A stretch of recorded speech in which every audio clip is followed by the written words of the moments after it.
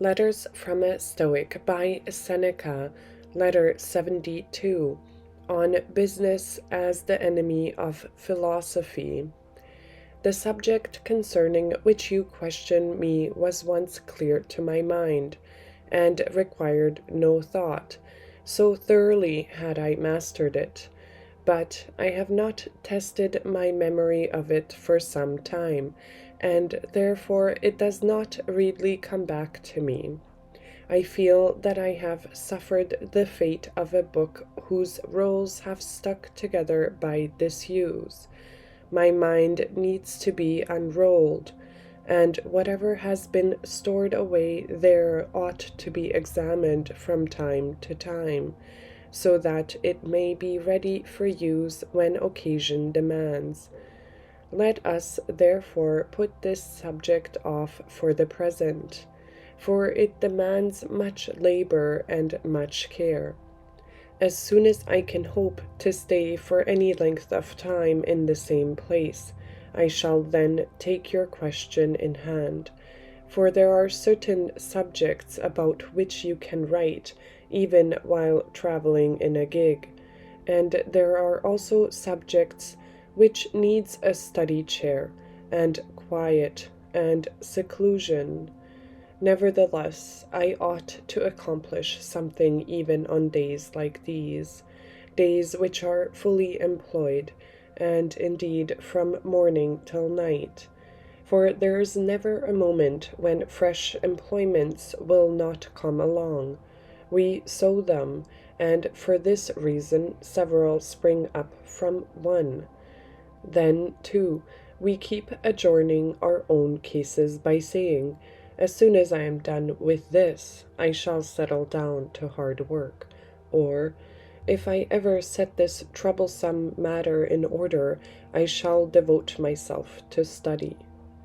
But the study of philosophy is not to be postponed until you have leisure.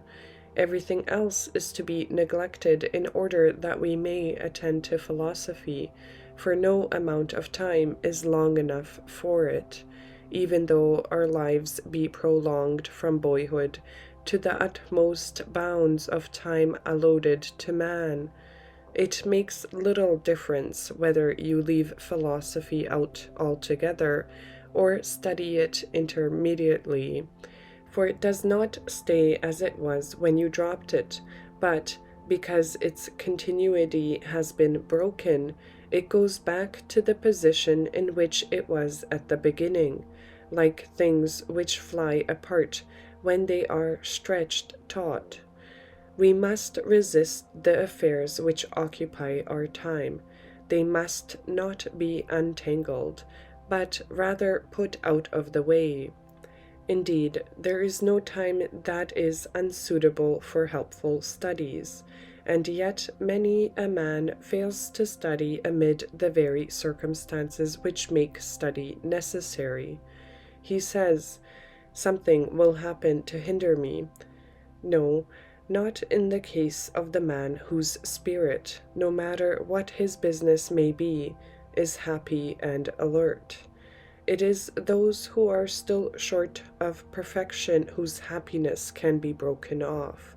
The joy of a wise man, on the other hand, is a woven fabric, rent by no chance happening and by no change of fortune. At all times and in all places he is at peace, for his joy depends on nothing external, and looks for no boon from man or fortune. His happiness is something within himself. It would depart from his soul if it entered in from the outside. It is born there. Sometimes an external happening reminds him of his mortality, but it is a light blow, and merely grazes the surface of his skin. Some trouble, I repeat, may touch him like a breath of wind, but that supreme good of his is unshaken. This is what I mean. There are external disadvantages, like pimples and boils, that break out upon a body which is normally strong and sound, but there is no deep-seated malady. The difference, I say, between a man of perfect wisdom and another who is progressing in wisdom is the same as the difference between a healthy man and one who is convalescing from a severe and lingering illness, for whom health means only a lighter attack of his disease. If the latter does not take heed, there is an immediate relapse and a return to the same old trouble. But the wise man cannot slip back, or slip into any more illness at all. For health of body is a temporary matter which the physician cannot guarantee, even though he has restored it. Nay, he is often roused from his bed to visit the same patient who summoned him before. The mind, however, once healed, is healed for good and all. I shall tell you what I mean by health. If the mind is content with its own self, if it has confidence in itself, if it understands that all those things for which men pray, all the benefits which are bestowed and sought for, are of no importance in relation to a life of happiness. Under such conditions it is sound. For anything that can be added to is imperfect. Anything that can suffer loss is not lasting. But let the man whose happiness is to be lasting rejoice in what is truly his own. Now all that which the crowd gapes after ebbs and flows. Fortune gives us nothing which we can really own, but even these gifts of fortune please us when reason has tempted and blended them to our taste. For it is reason which makes acceptable to us even external goods that are disagreeable to use if we absorb them too greedily. Attalus used to employ the following simile. Did you ever see a dog snapping with wide open jaws at bits of bread or meat which his master tossed to him? Whatever he catches, he straightway swallows whole, and always opens his jaws, in the hope of something more. So it is with ourselves. We stand expectant, and whatever fortune has thrown to us, we forthwith bolt, without any real pleasure, and then stand alert and frantic for something else to snatch. But it is not so with the wise man. He is satisfied, even if something falls to him, he merely accepts it carelessly and lays it aside.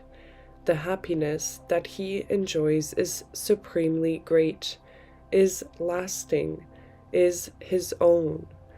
Assume that a man has good intentions and has made progress, but is still far from the heights. The result is a series of ups and downs. He is now raised to heaven, now brought down to earth. For those who lack experience and training, there's no limit to the downhill course. Such a one falls into the chaos of Epicurus, empty and boundless. There is still a third class of men, those who toy with wisdom. They have not indeed touched it, but yet are in sight of it, and have it, so to speak, within striking distance. They are not dashed about, nor do they drift back either. They are not on dry land, but are already in port. Therefore consider the great difference between those on the heights and those in the depths, and seeing that even those in the middle are pursued by an ebb and flow peculiar to their state, and pursued also by an enormous risk of returning to their degenerate ways, we should not give ourselves up to matters which occupy our time. They should be shut out. If they once gain an entrance, they will bring in still others to take their place. Let us resist them in their early stages. It is better that they shall never begin than that they shall be made to cease. Farewell.